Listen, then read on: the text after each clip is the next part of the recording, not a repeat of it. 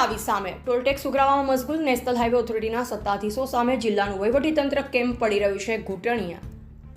National highway પર ઠેર ઠેર પડેલ ખાડાઓ, સર્વિસ રોડ પર ડિસ્કો રોડ, સર્વિસ રોડની આસપાસ ખુલ્લી ગટરો, ઓવરબ્રિજ નીચે લગાવેલ ઝાડીઓ તૂટેલ હાલત હોવા છતાં ચૂંટાયેલ પ્રતિનિધિઓ અને વહીવટીતંત્રના અધિકારીઓને નજરે પડતું નહીં હોય। નેશનલ હાઈવે ઓથોરિટીની ગટરોમાં કચરાના ઢગલા ખડકાઈ ગયા હોય, વર્ષો જૂના ગંદા પાણીનો સંગ્રહ હોવાથી ભયંકર રોગચાળો ફાટી નીકળવાનો ભય સેવાઈ રહ્યો છે। ડીસા, ભીલડી, થરા, સિહોરી, ખીમાણા, રાધનપુર જતા મુખ્ય નેશનલ હાઈવે ઓથોરિટીની ગટરોના ઢાંકણા આજે પણ ખુલ્લી હાલતમાં।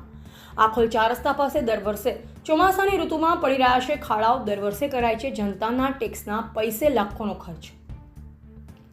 નેશનલ હાઈવે ઓથોરિટીની ટોલ ટેક્સ એજન્સી વાહન ચાલકો પાસેથી રોજના કરોડો રૂપિયા વસૂલ કરે છે। ટોલ ટેક્સ કેન્દ્ર સરકારના વાહન વ્યવહાર મંત્રાલય દ્વારા દર વર્ષે વાહન ચાલકોની સુવિધાઓ માટે અપાય છે કરોડોની ગ્રાન્ટ। છેલ્લા કેટલાક સમયથી બનાસકાંઠા જિલ્લાનું નેશનલ હાઈવે ઓથોરિટીના સત્તાધીશો, વહીવટીતંત્રના અધિકારીઓ અને ચૂંટાયેલ પ્રતિનિધિઓ કોઈ રજૂઆતો ધ્યાને લેવામાં આવતી ન હોવાનું સ્પષ્ટ દેખાઈ રહ્યું છે। એવા જયંતિભાઈ ઠક્કર, સિહોરી, કાંકરેજ। મારું નામ પટેલ દીપેશ છે। અમે 4 રસ્તા આખોલના સ્થાનિક વેપારી છીએ।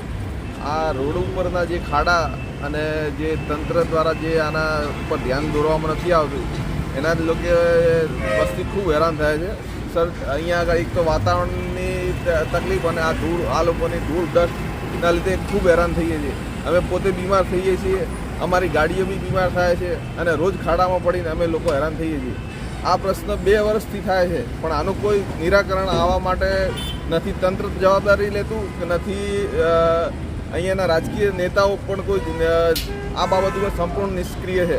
એટલે આ ઝડપી શક્ય હોય એટલું ઝડપી આના નિરાકરણ લાવે। અને NHIમાં 10 વખત જાણ કરેલી છે છતાં પણ આ લોકો આ ખાડાઓ પૂરવા માટે તૈયાર નથી।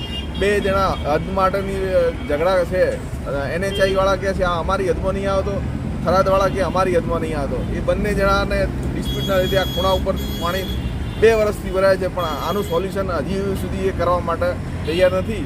એટલે તમારા મીડિયા દ્વારા અમે સ્થાનિક નેતાઓ તથા તંત્રના જે આના હોદ્દેદારો જે હોય એમને જાણ કરવા માગીએ છીએ કે ઝડપીથી ઝડપી આનો નિરાકરણ લાવે, નહીંતર પબ્લિક હેરાન થાય છે। બાકી અમારા 1-2 જણા કહેવાથી કોઈ પ્રશ્નનું સોલ્યુશન થવાનું નથી। આના સંપૂર્ણ જવાબદારી તંત્રની અને રાજકીય નેતાઓની હોવી જોઈએ અને એ એમને પુરાવર કરવી પડશે।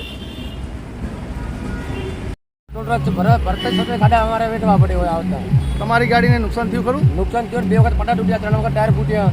અને આ મુશ્કેલી કેટલા ટાઈમથી તમે ભોગવી રહ્યા? લગભગ મહિના 2 મહિનાથી ભોગવી રહ્યા। હા, અને આ સરેરાશ તમે ગમે ત્યારે મુડેઠા ટોલ નાકાથી પસાર થતા હો છો ત્યારે તમે ટોલ ટેક્સ પણ ભરતા હશો ને? બરાબર, ટોલ ટેક્સ કેટલો ટોલ આવી જતી ગાડી? અચ્છા, અને સલંગ તમે ક્યારે આ કેટલા ટાઈમથી આ મુશ્કેલીનો સામનો કરી રહ્યા છો? 2 મહિનાથી। 2 મહિનાથી। मेरा नाम सर प्रेम सिंह है, मैं राजस्थान का रहने वाला हूँ। तो ये डीसा चौक पे इतना बुरा गड्ढे होते हैं, हमारी गाड़ियों को बहुत ज़्यादा नुकसान होता है, इनसे जाम लगता है, आम जनता परेशान रहती है। बहुत बड़ी समस्या है, सरकार थोड़ा ध्यान दे तो बहुत मेन चौराहा है जनता का ये।